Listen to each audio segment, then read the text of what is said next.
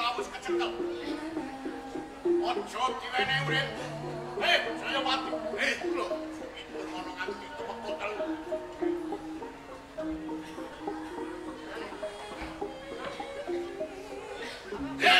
Prajurit keli. Sing kecang.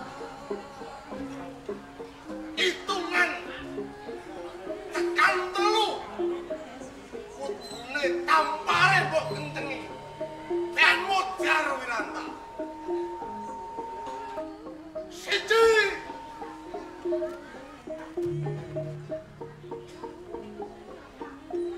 Loro, padha siaga.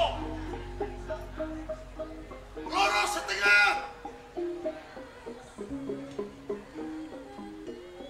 Piye Wiranta?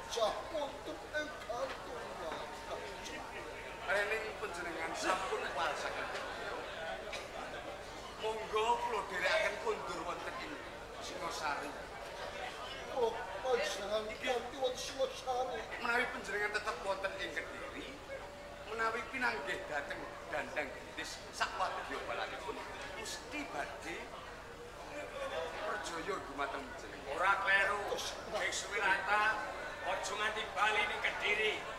Bali ning Singosari, kowe badhe ayomi kan Rama Prabu Kenaro. Atos ngaten matur suwun. Yayi, dalem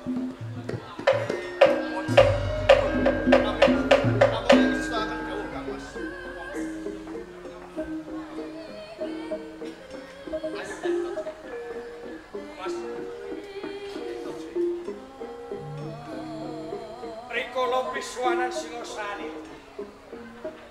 sing saged ngrubuhke lan nyelametke dhateng Biksu Wiranta.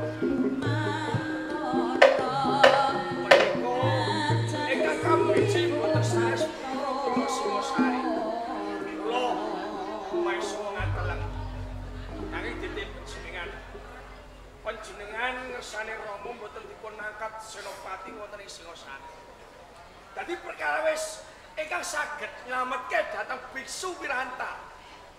Menika kula boten sampeyan ya itu. Nggon kula buh marang bojo, aku babar pesan ora epi-epi ganjaran saka nusantara. Yen kersamu kaya ngono, pun kakang mung trimo manuk. Boten. Mereka kadang kula nyuwun pamit lak munggah ing Singosari.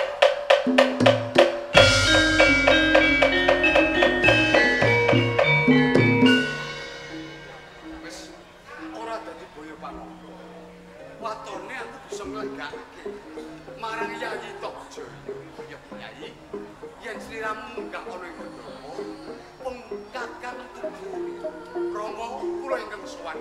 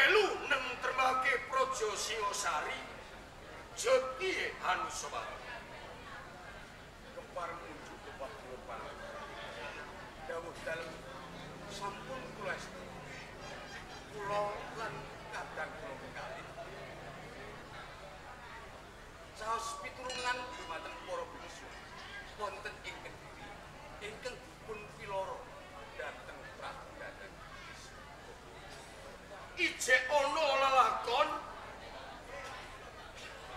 kabeh para biksu ing kono padha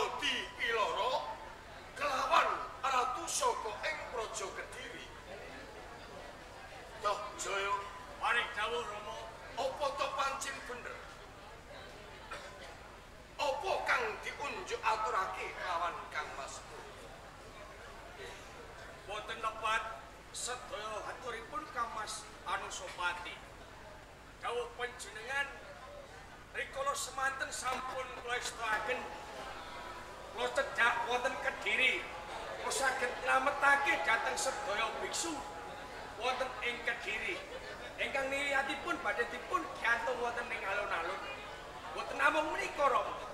Kathahipun papan panggonan manembah wonten ngersanipun Gusti ugi sami dipun napa dipun orak-arik dhateng Prabu Tandanggendis. Ning kono dibubarake kelawan Ratu Kediri Dandanggendis. Sahayune nanti wonten kula. Umpami biksu menika mboten kepanggih kalih kula, pun mati dipun cekel gantung teng alun-alun. Kuwi tenan. Saestu menika.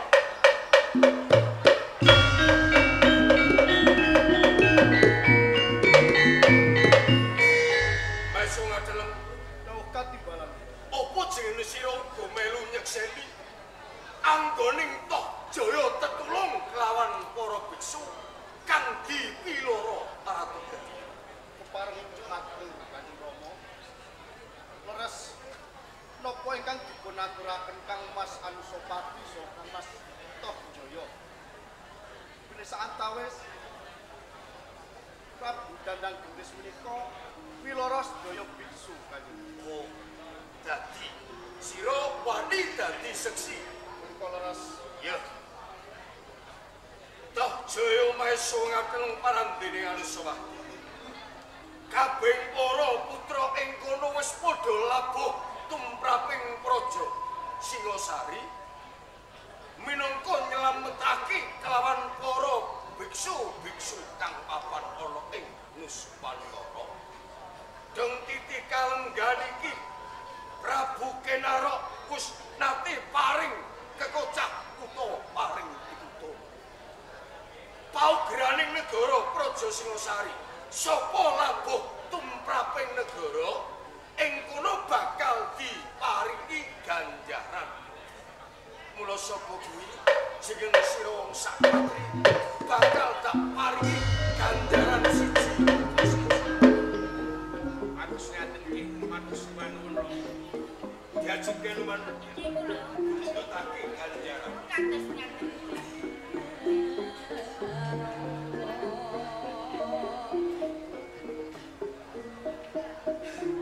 Pompong penggalianing Rama nggen sing sira padha labuh tumraping Singasari.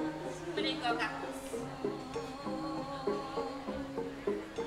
Gak suwun. Ganjaran iki minangka kanggo tandha mata. Labuh labetmu tumraping Praja Singasari, Prabu Kenarok. Nadyan to salah sawijining pengayuman kang pinunjul kang diagung-agungake kawula ning ora ngelalekake marang teteping wajib kuwi sing tak. Mula saka kula kabeh padha sumut.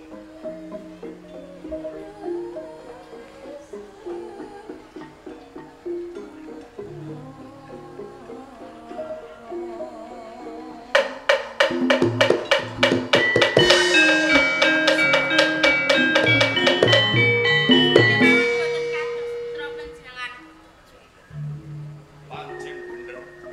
Ora kaya dening Tohjaya nggoning nglabuhi marang Praja Singasari. Iki menika leres.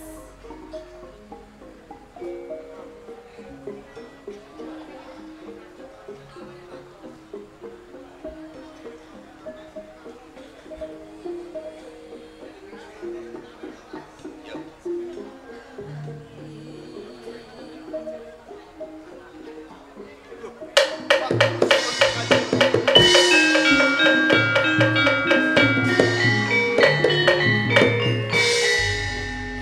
Rengkun kang prayoga ganjaran saka ngersaning Prabu Kenarok. Dak suwun kanggo pangeling-eling ing wisuke umpama. Ana Hei. karyaning Kenarok Yo Sri Rangga Rajasa Bathara Hama pamurwing bumi. Cetha kowe manungsa kang seneng ngumbar marang kaprawiranmu. Kenaro, kowe wis wani ngayomi kabeh para biksu. Lan kowe wis wani nganggo sesebutan Bathara. Kenaro, yen pancen kowe lanang, kowe wong kang prawira, metu njaba. Iki tabrakan Prabu Dandang Gendis. Metu kowe Kenaro.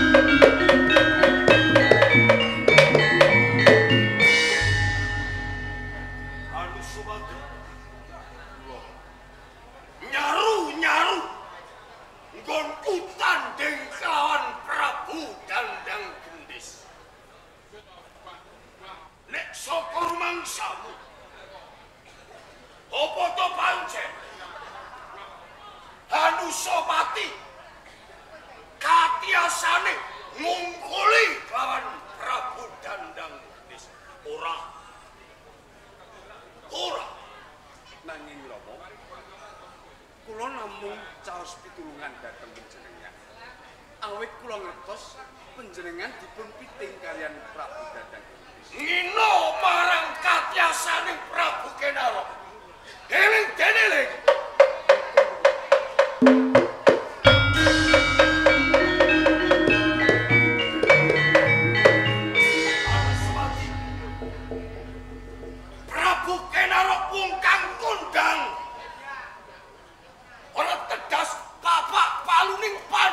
sisaning Gurindo Prabu Kenaro tilas begal kampak kecu sak pangalane aja mungsuh wong siji sewu paribasan lebur tanpa dadi nanging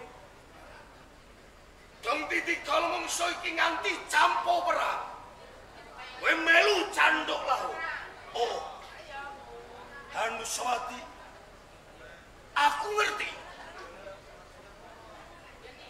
Nggonmu bela kan Prabu Kenaro. Sak tenane. Mung tata lair ning batinmu. Ngalap marang Prabu Kenaro. Supaya gugur ana ing Rangranggana. boten kados ngaten kajengan Kene apa ora? Aku ngerti. Yen to Anusapati. Widak mengerti. Tanpa guna kowe bela kelawan Kenaro. Mergo Anusapati dudu turasing Prabu Kenaro.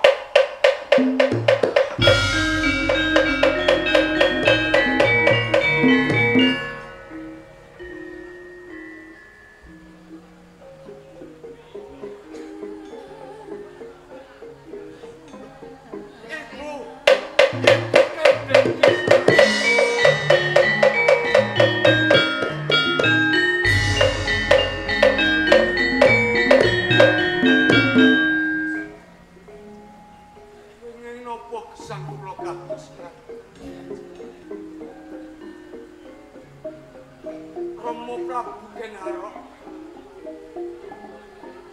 anggenipun ngrengkuh dhateng kula menika benten kalian Yai Tokjaya menawi Yai Tokjaya dipun bancindhe kula dawuh siladanipun kajeng mongko sakmenika kula ngertos saking wiyosing Kanjeng Rama Prabu Kenaro menawi tubuhipun kula didhidhisipun Prabu Kenaro lajeng sinten Sudarma kula Ibu Ger Anusapati sarake dhisik statine ing ati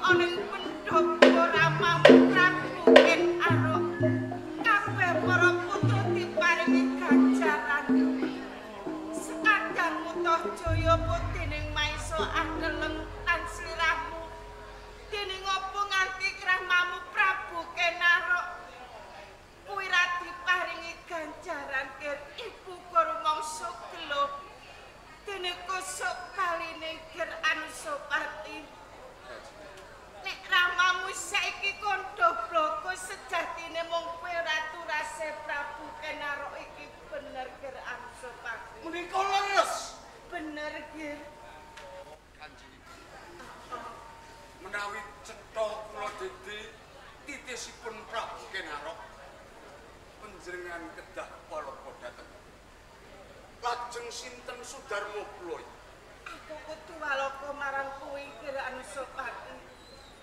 Kula kepengin sungkem dhateng tiyang ingkang ngukir jiwaraga kula. Kira Anusapati. Sejatine wong tuamu iki mung sang aku tunggul amet tunggil.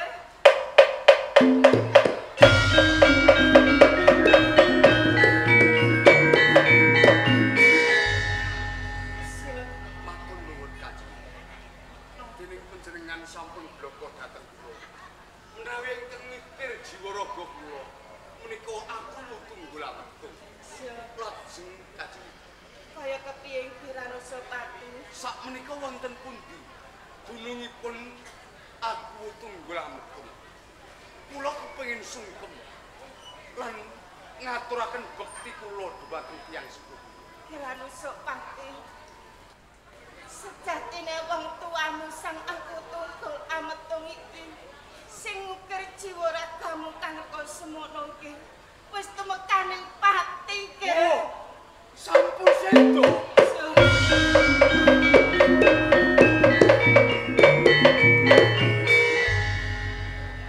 Ingin menapa panjenengan nembe walaka menawi tuhunipun Rama aku tunggal ametung sampun muruh kasedan jati. Lajeng sedane Rama aku tunggal ametung nandang gerah punapa Kanjeng. Rampamu sedo ora sarana gerah ki ora kir. Ing mangsa kepakartine ramamu Prabu Kenarok sing mateni marang rampung kang tunggul ametung. Dipun sedane Rama Kenarok.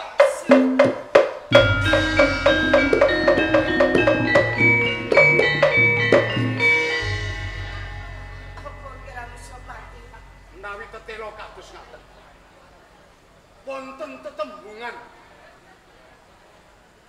wong utang kuwi bakal nyaur. Wong nyilih bakal balekno. Utang loro nyaur loro, utang pati nyaur pati. Kenarok, kowe kudu mati.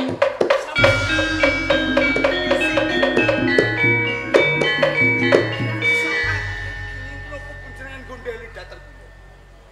Kula badhe bela sedanipun Rama aku tunggul ametung. Kenging menapa Kanjeng Ibu Ken Dedes gondeli dhateng kula? Aku ngerti nek kowe iki bakal bales patine marang Sudarmamu, Gir. Ing aja nganti nganggo dalan sing kaya ngene, Gir. Kowe ngerti nek ramamu Prabu Ken Arok iki sekti banget, Gir. Gir Anusapati. Biyen ramamu Prabu Ken Arok dani marang ramamu sang aku tunggul ametung iki ora sarana pas pusaka bahan-bahan, Gir. Ning nganggo pusaka Margapati, Gir. Lajeng napa sambetipun Kris Margapati ingkang dipun agem dening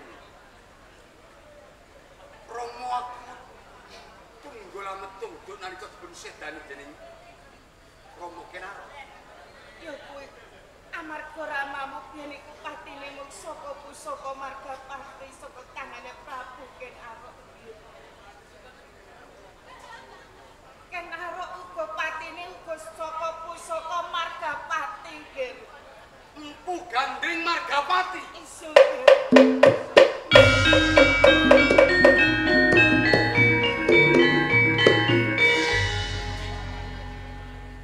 Kula sampun ngertos. Menawi kula tumindak ingkang ngayawara badhe cabar anggen kula badhe muji tuwuh sedaning sang aku tunggul ametung. Mila saking menika Kanjeng. Sawetawis kula mboten badhe kondur wonten ing kedaton Singosari. Sing kersamu. Kula badhe ngrantap sagedipun kula nyedani Rama Prabu Kenarok.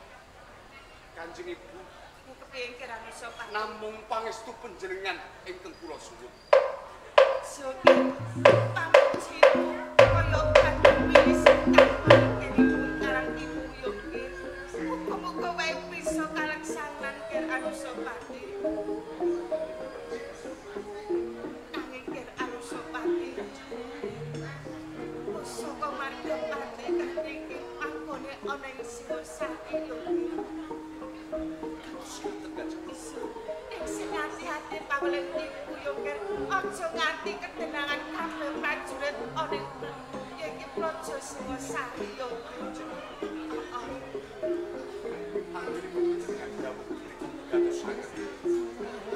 Dunungipun pusaka Margapati kira saking sawetawis kula boten badhe tumuli wonten ing kapangiranan. Kula badhe jengkar saking Praja Singosari. Kepareng kula nyuwun pamit. Sing hati-hati yo Ger Anusapati.